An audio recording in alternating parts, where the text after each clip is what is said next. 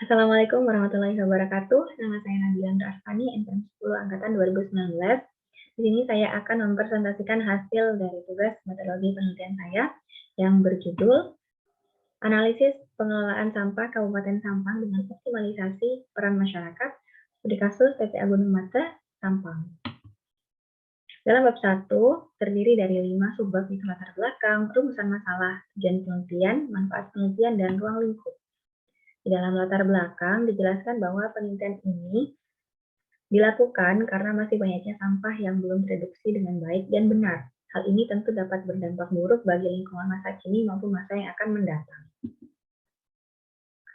Dalam rumusan masalah, perumusan ini yang akan dibahas dalam tugas penelitian ini ialah bagaimana cara menemukan strategi serta skema pengelolaan sampah yang efektif untuk dilakukan di Kabupaten Sampang dengan peran serta masyarakat.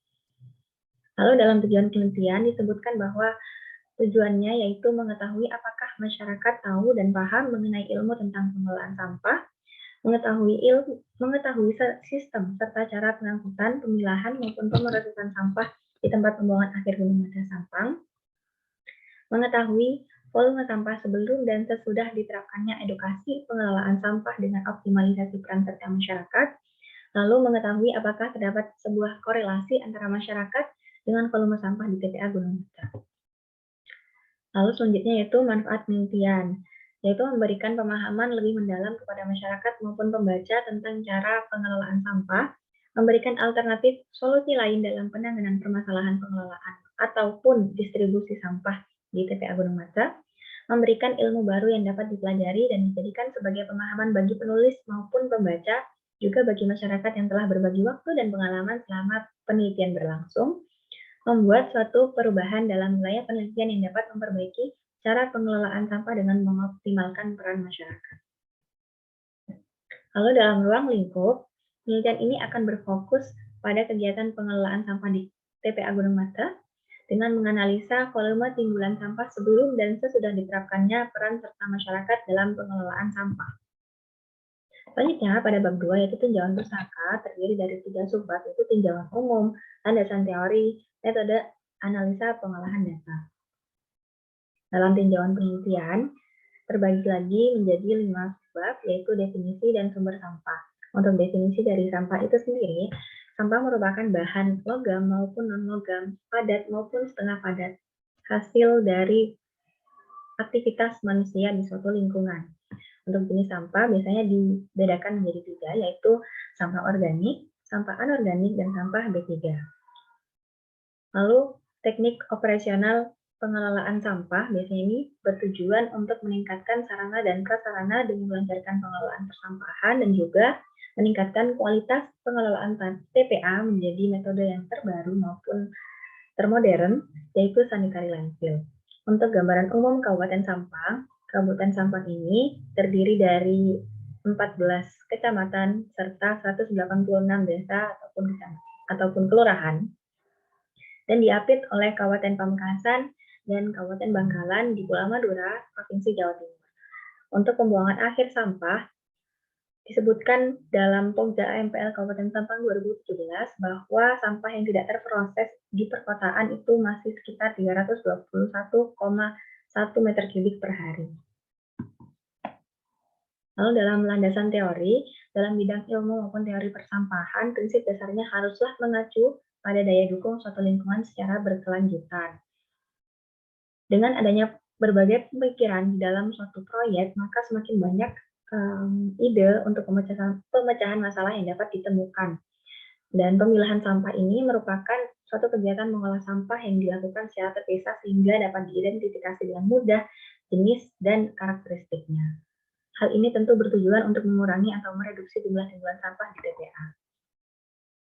Yaitu untuk metode analisa pengolahan data, di sini saya akan menggunakan 2 metode yaitu statistik korelasi dan statistik deskriptif kuantitatif. Lalu di dalam bab 3 yaitu metode penelitian terbagi menjadi 6 subbab yaitu kerangka penelitian, deskripsi wilayah, metode pengumpulan data, metode pengolahan dan analisa data, dan selanjutnya jadwal kegiatan serta penelitian terdahulu. Di dalam kerangka penelitian, di sini kerangka penelitian merupakan suatu konsep pada penelitian yang saling berhubungan, di mana penggambaran variabel satu dengan yang lainnya bisa terkoneksi secara sistematis, seperti pada bagian berikut. Selanjutnya yaitu deskripsi wilayah.